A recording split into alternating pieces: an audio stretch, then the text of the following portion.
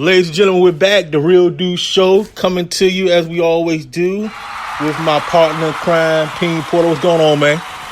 Yo, and not much, man. Just happy to be here. Happy to be here, man. Glad to be here, too.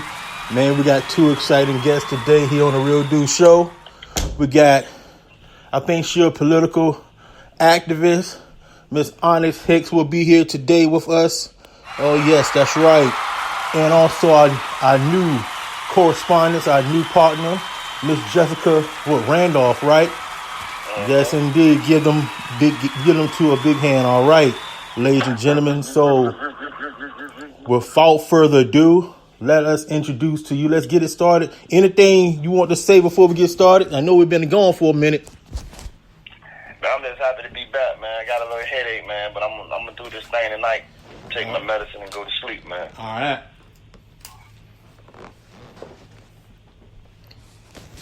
I hear you. So without further ado, let's bring on Miss Onxy Hicks. All right, Miss Onxy Hicks here for the first time on the Real Dude Show. Welcome to the show. I'm glad to be here. Thank you for having me. Glad to have you. I'm good. So what's going on with you? First of all, if tell people about you a little bit, who you are, what do you do, and and all that good stuff. Okay, I'm the artist formerly known as Lakeisha Kearney from London Oaks. Okay. I go by Onxy Hicks now. I am the one of the vice presidents of the Portsmouth chapter of the NAACP. I do a lot of advocacy and activism workarounds. I have a podcast myself called Unapologetically Black and another one called Unapologetically Hip Hop. I'm also on the board of directors for the Alliance for Safe Traffic Stops, along with Jackie Carter and Philando Castile's mom, Valerie Castile.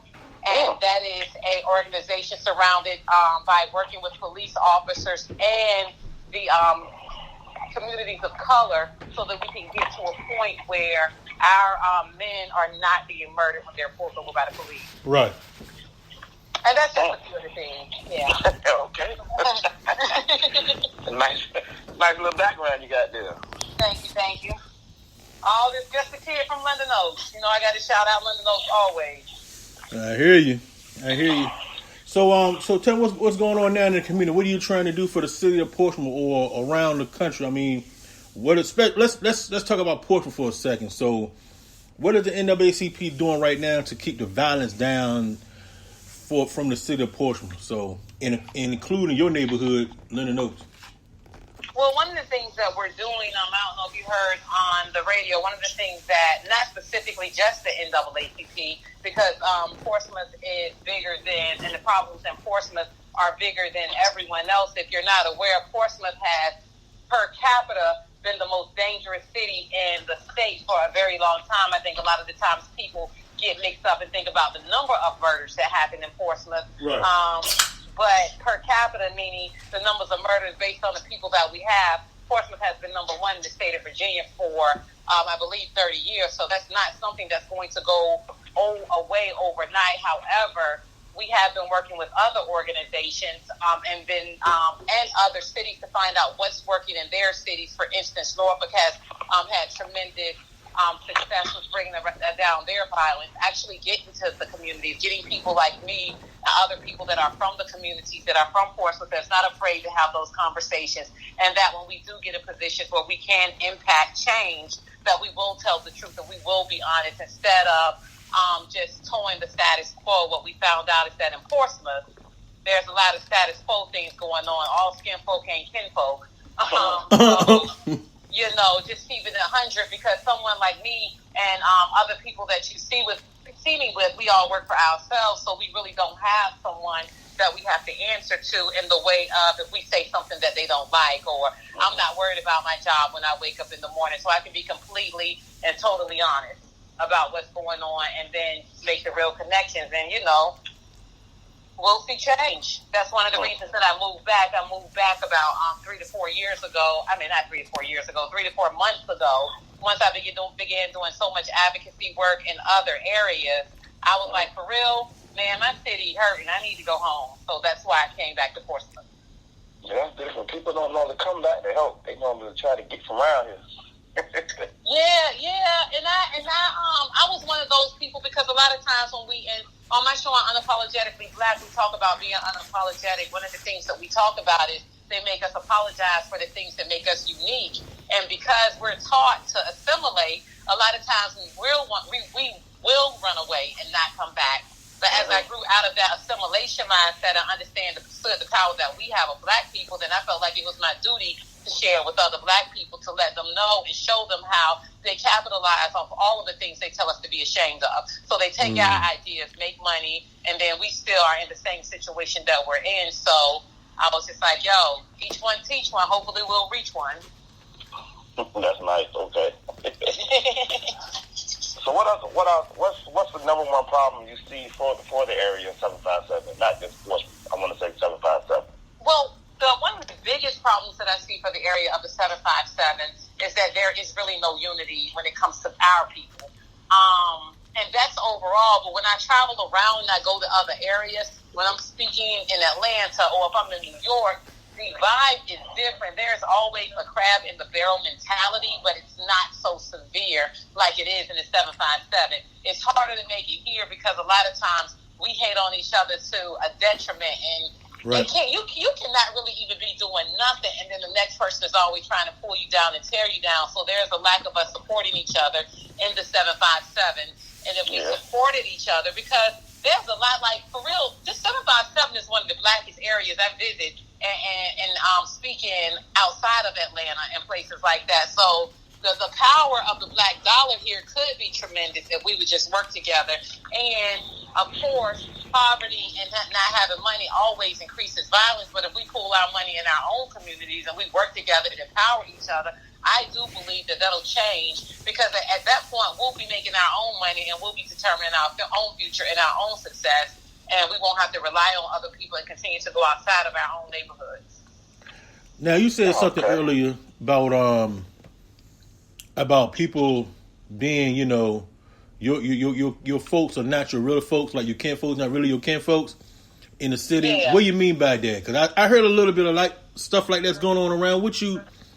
So your skin folk, all skin folk ain't kin folk. And what that means is a lot of the times as Black people, we'll see somebody that looks like us and we will support them because they're in a position of power. So we'll say, you know what, that Black person, right? Oh, he's Black, I'm going to vote for him. And they don't have your best interest at heart. They're doing what somebody that doesn't look like you told them to do. So they got another agenda, Yeah, they have an agenda, and the agenda is not ours. So one of the things I use my platform is consistently telling people to not listen to anybody that doesn't have a real Black agenda, because they don't show up to help us out until they need our vote. And then they never really do anything to improve the situation of Black people in America. So if they don't have a real Black agenda and a real plan put together, then I'm not trying to hear what you got to say. So all skin folk ain't kin folk just means we can't just always blindly support people because they're Black. We got to see what their real agenda is, because it's Black people in office right now that's making sure that police officers that murder Black people get medals. You know what I mean? And you know what I mean? So that ain't our kinfolk. They are skinfolk. They got the same skin as us, but they ain't no kinfolk. They ain't family. They don't care about the Black struggle. They sold us out in order to have their own personal gain. And the truth of the matter is that you don't even got to do that because it's enough money for everybody. Right. Now, in the city of Portsmouth, we had maybe, I want to say, the past couple of years, I want to say about 4 or 5 officer-involved shootings. How could we improve that part of it? Like, I don't know the words I'm looking for. What I'm trying to say. How can we make it safer for our Black youth? Well, in the area. Well, one of the things is education is key, and I mentioned the Alliance for Safe Traffic Stops at the onset, and that is one of the things is when we began working with police officers across the country, we need to understand what is it that makes a white man, because the truth of the matter is that white police officers commit over 90% of shootings, period. And specifically when it comes to Black men, the numbers even are tremendously higher. So it's probably like 96% of the shootings or something like that are committed by white police officers. But here's the thing: what is it? What is it that makes you devalue a black life so much that you would shoot them for minuscule things, for anything, for running away from you, for sitting in their car, for doing anything? So trying to figure out what that is, because we just don't understand. So we can't fix it by only having conversations within our own culture, right? Within our own culture. Like, for instance, when I first showed up at a meeting there, we only had other black officers, and I was just like, well, all due respect, this ain't gonna work. Right. Yeah. A black officer can't tell me why a white officer shot a black man. You can tell me why a black officer would shoot one, but you can't tell me why a white officer would shoot one. So we need white officers involved. So we got to know when and where that we need to work together. So we have to work together to find out what the issue is, how to overcome the issue, and then stop believing the stereotype. Because I really believe that they believe the stereotype that they created about us. They're the ones that said we're dangerous. They're the ones that said all of these things about us. But at the end of the day, whether you're a police officer or a regular white man in America, you kill more people than anybody else. We're only 13% of the population. So that's impossible for us to be the culprit for all the crime in America. So educating ourselves and then educating them and then holding people accountable. We hold people accountable all the time. You got to show up and you can't let your foot off their neck. And it's just not getting discouraged and getting with other people that's willing to do the work, because it's hard. Now, it ain't easy. Yeah. Now let me ask you, if you had to start, like, which one of the most important things that you would have to do in order to change the city? The community itself or the politicians that run in the city? Which one of those two will you start? I would say the politicians, because the community is a direct result of the lack of care and consideration that the politicians have.